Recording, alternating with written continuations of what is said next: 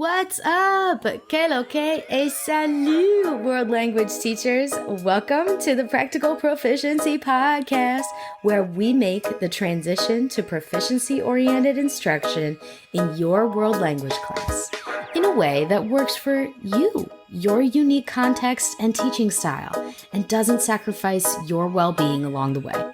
I'm your host, Devon Gunning, the teacher, author, conference host, curriculum creator, and consultant behind La Libre Language Learning. This podcast is for the creative world language teacher like you, who's ready to ditch the overwhelming pressure of switching to acquisition-driven instruction and CI overnight. You're ready to discover how using more target language in class can actually bring you and your students more joy instead of adding to your plate. With practical, authentic, and down-to-earth strategies that don't require reinventing the wheel or more training, we'll work together towards the magic of a community-based, target language-rich classroom rooted in the power of community and comprehensible input. Let's go! Hey, world language teacher, welcome back. We are here for an exciting episode that is a part of our mini-sode series all about unit ideas. So get excited. Think about this as when you need to have that an idea session for when you know you have a unit coming up and you want simple ideas for how you can make it more proficiency oriented, more fun, more joyful, more practical. And that lovely planning session that you wish you had with your awesome colleagues, but right here in your earbuds, let's go. These unit ideas mini-sodes are so much fun for me, so I can't wait to keep working towards more units for you. But if you're teaching an upcoming unit and you need some ideas for it, feel free to let me know. DM me on Instagram or send me an email. You'll get an answer faster through email because I do check that more often. But let me know what you have coming up. You can even text the podcast now. Isn't that wild? I'm so excited about that new feature. So contact me to let me know what new units that you have coming up, and I would love to do a mini-sode about it. But without further ado, this one in particular is all about the skill of describing. And for many of you in level 1, that comes through some sort of either physical or personality traits unit. So let's get into it. Here are the ideas that I have for you. First of all, why do we do this unit? It seems an interesting choice for level 1. So I wanted to give you some context as to why this is a very common unit in either your proficiency-based curriculum or your textbook that claims to be proficiency, may or may not be true, TBD, depends on the publisher. But this is a very common unit to do with level 1 students or even level 2s if you have not done it yet. But here's why. Let's look first at the language functions for ACTFL that came out through the new performance descriptors released in 2024, just last year. They're brand spanking new. They're so good. It makes it a lot easier to understand what ACTFL is expecting of us when we're working with students at each of the different levels. This skill in particular that we're honing in on is the ability to describe someone or something, which is a key novice skill. It's one of the big performance indicating skills on the performance indicators for a novice. If you can do this barely, but it's there in list form, you're novice low.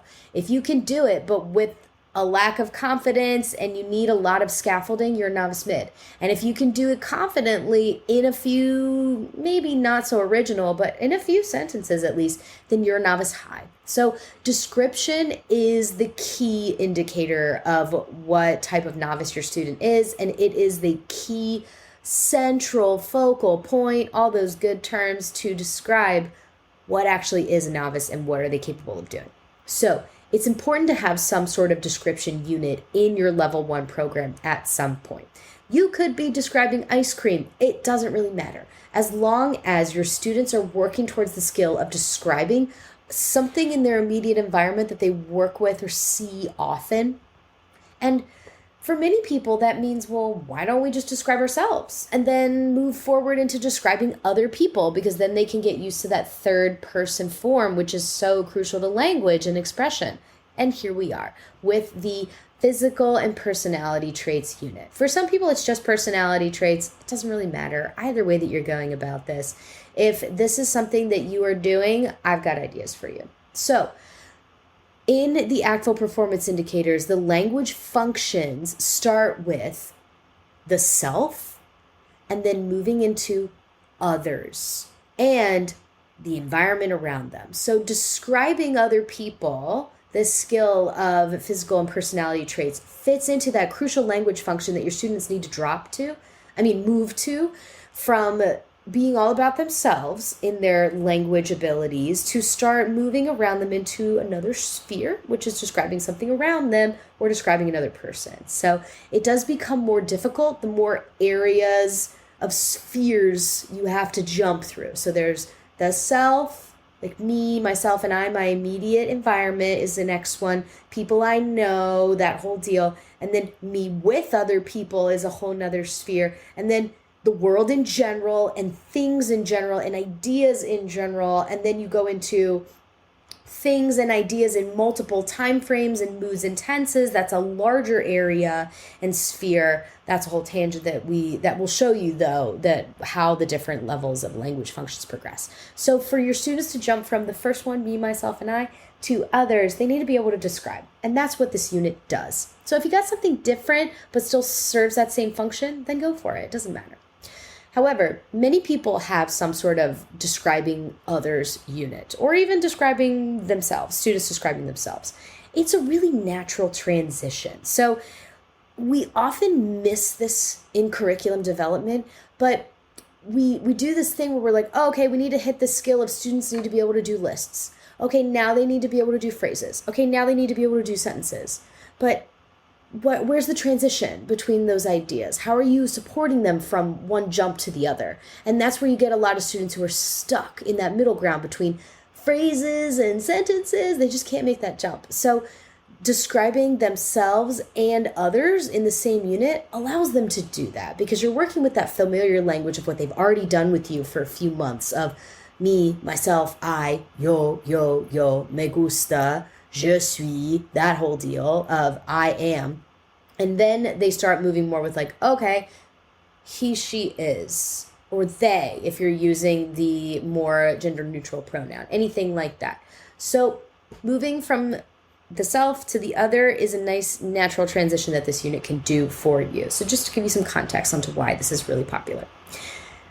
That's why it can be so useful. So how can we make that transition and that description piece very real world and compelling? Describing self and others. I mean, yeah, it's a very real world skill. You don't really have to work hard to make that real world, because it is. Describing yourself and others, very important. So what about the compelling piece? How can we make this wildly interesting for students? That's where the fun comes in. And this is where you can really get a great unit. So here are some ideas I have for you. Why not describe really interesting people? And think first, who would be interesting to your students?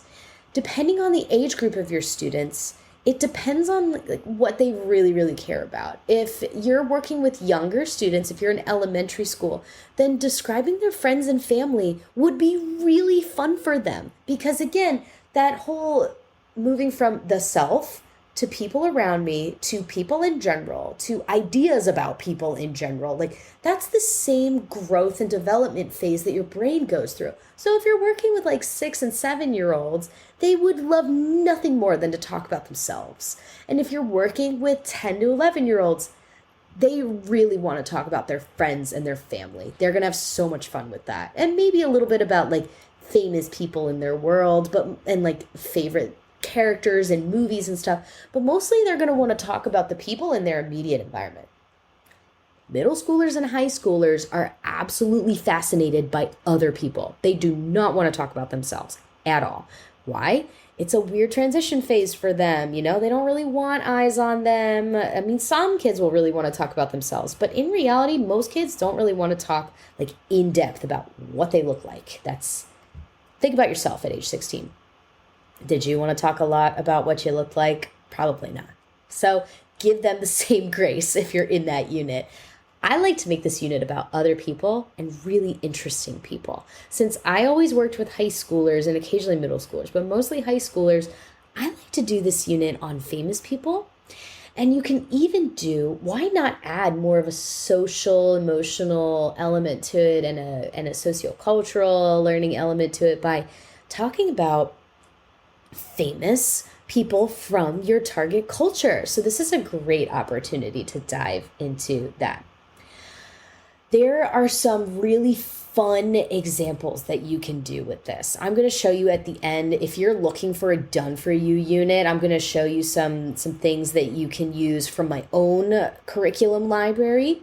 And you can also just look at some ideas from that if that serves you better at this time. But I'm going to show you some, just click the button and it's done for you, units that you can use with this idea in mind. And all of these are built off of the concept that your students are going to need tons of examples written and things that they can listen to of people descriptions, what they look like, what they're into, as well as all of their personality characteristics and things like that. So I would say too that one of my biggest hints and ideas for you is that if you are going into this unit being like, yes, this is going to be the unit where I teach and really hit on masculine and feminine, if you teach a romance language like I do, then I would caution you to not spend too much time on this in the novice area, only because masculine and feminine is one of those things that your students are going to need to revisit multiple times in a spiral program.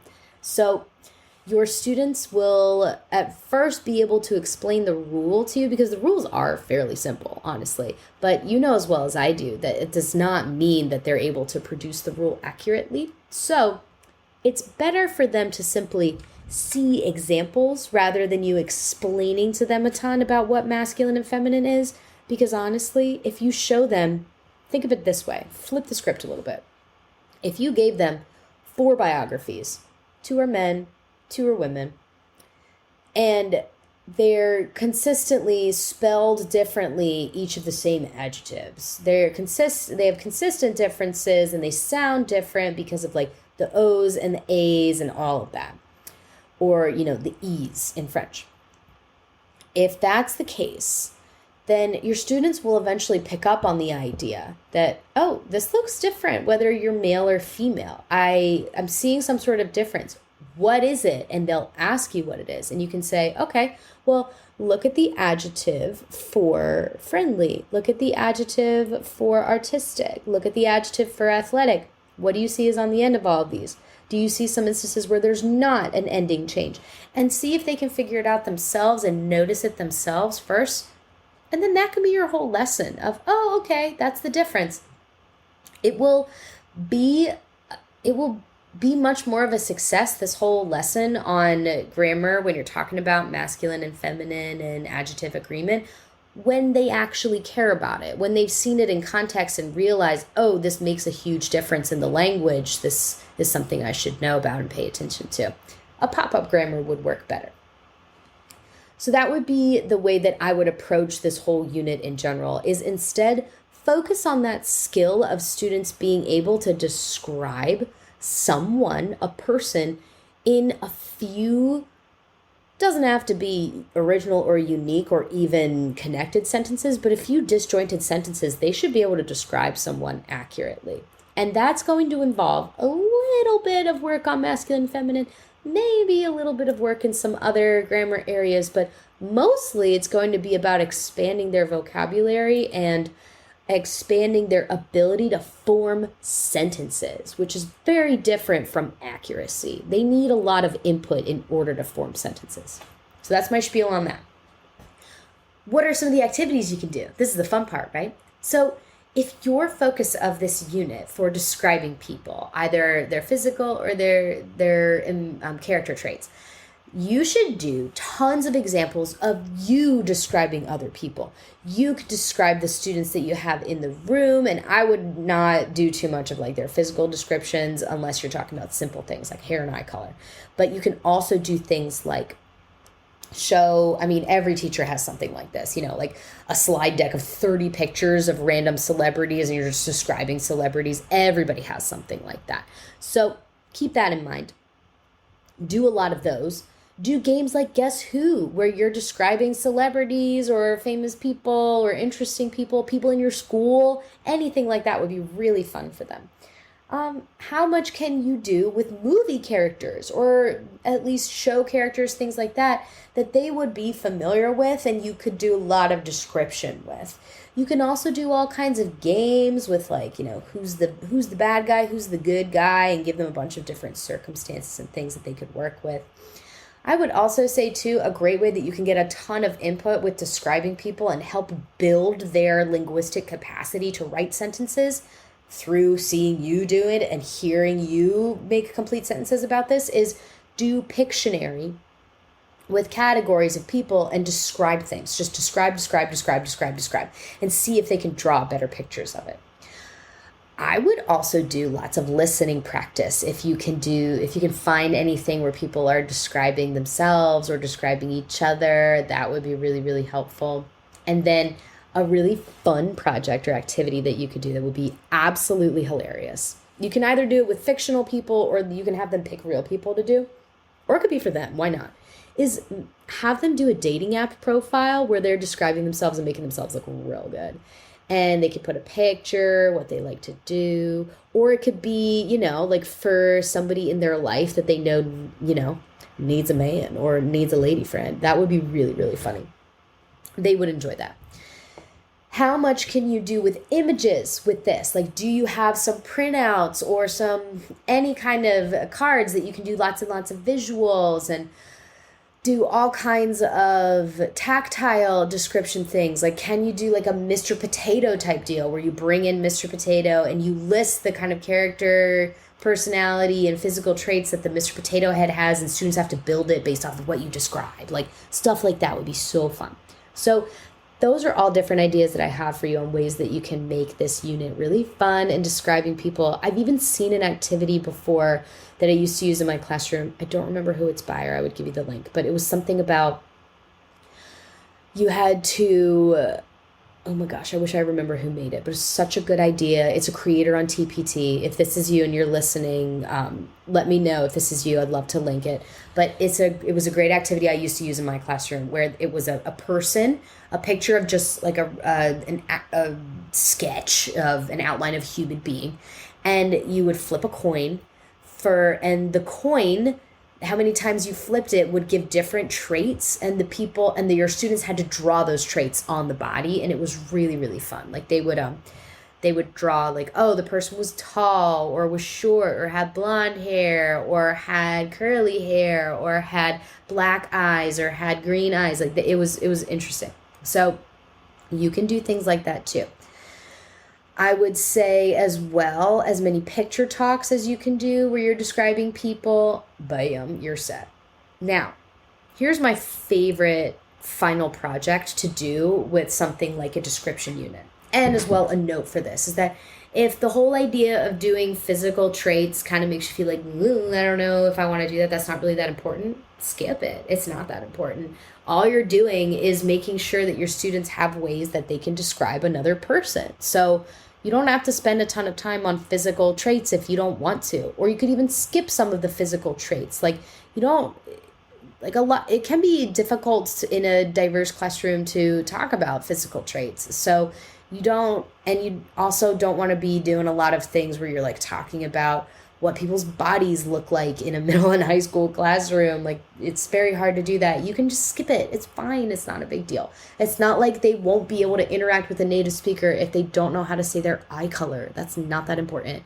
We're just using this as a tool, as a vehicle to describe things. However, character traits are helpful. So things like, I am artistic, I am shy, I'm outgoing, like that's stuff that they'll want to be able to say to other people. So I would include those. Now, my favorite final project to do is doing something like an Instagram profile where they have to do it about a famous person of their choosing. I like to keep it to a Francophone or somebody from the Latine community or the Hispanic community. And they can do some sort of compare and contrast writing with this as well, talking about themselves and other people, what they have in common. But there's also another idea that I have for you is where you can also do something like an interview project, or if you wanted to make this more of an interpersonal focus, where you could have students pair up with each other and they have to ask each other questions, maybe even as that celebrity. That would be fun. So check out those ideas and see if anything really speaks to you. Now, if you're looking for ways to make this a bit easier on you from the classroom teacher perspective, I'm going to show you some ready-made activities for you today so that you can get started on this right away, especially if you're doing this unit right now and you're like, I need some help with this. So if you're a French teacher, I have an activity that's right here ready to go for you, and it is a physical description vocabulary card game, as well as a bunch of multimodal activities to get the job done in your class. If you're watching the video here, and if you're listening, I'll give you the link to the video below in the show notes. You can see what some of these activities look like. But what I used to do with this activity with my students is they would get these cut up cards.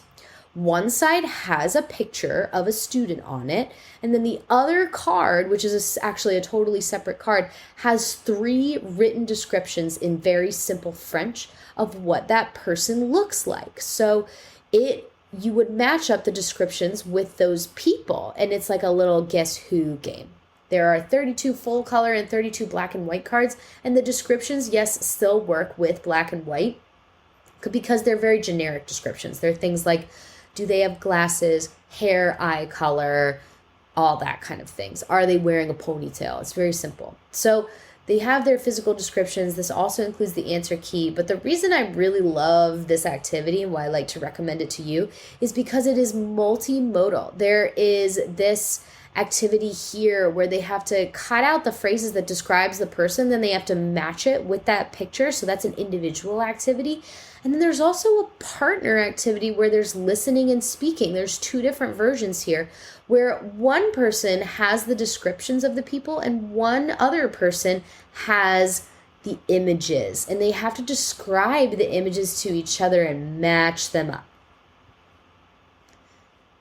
Some of the great benefits of this too is that all of the language is ready for novice lows to use. So no matter where this comes in your year, it's ready for you to use. And I would encourage you to do the same thing if you're making this activity on your own, is if you're putting pictures together and matching it up with a guess who and doing it yourself, that the language needs to be very simple for them to be able to work with this. I would also say, too, that the focus is not masculine and feminine and adjectives and all of that. The focus really is through context and repetition, which is the whole point of a proficiency class. We don't ignore grammar, but we know that grammar has a smaller role than we think it does. And it's more about binding with lots of clear and consistent imagery. This type of lesson here is one of those things that you prep once and then it's ready forever. You just got to cut out the sets of cards and then it's good to go. Make copies for your class and you're ready. And it could be potentially something that goes for even 4 days of your class that you could use for a lot of different things. So I'm going to show you exactly what this PDF looks like if you choose to download this here. These are the different kids that you get to work with. And I love these cards because they're from an artist who does clip art on TPT, who does anime style, and they're all middle school friendly. So all of these are middle school kids and teachers, which is why I loved using these pictures. And their art is credited in the resource as well. So and these are the black and white versions. So your students will be able to match these up, and they're fun to match up too. And you know, like you don't have to get janky pictures from the internet. You'll have nice, high quality, clear images with this one here. It comes with an answer key, and then here are the questions specifically that you can look at. And all of the descriptions that you'll have, you'll see it's very common things that are part of any French 1 classroom. And then there's a lot of practice coming your way in here. And there's black and white copies of everything as well for easy printing. But this one is my favorite part, which is the infogap activity. I love infogaps. And then you have La Tapette à Mouche using fly swatter. So great. If you are a Spanish teacher, I want to also show you something that is part of my curriculum, the practical proficiency curriculum. When you're part of this, you get a link to this folder that has all of these things in it because I have a unit exactly on this idea. So let's take a look at the unit guides and all the things that are in here. Is you get a unit guide for this unit, Spanish 1, Unit 3, which is famous people. We talk about famous people and how to describe them. So I'm going to show you this unit guide that you get, which also comes with functional chunks and lesson ideas. Let's look at the unit guide so you can see what the focus is for this unit. In this unit, and the same is also for French, I'm going to show you the Francophone version in a minute, but students use vocabulary that will help them understand a person's basic description in lesson 1. And then in lesson 2, what do students need to understand a variety of people's descriptions? And you'll see here the whole list of what's going on in that lesson. Lesson 3, students are, what do they need to describe a famous person? And that's where they start getting into more of the output-focused ideas.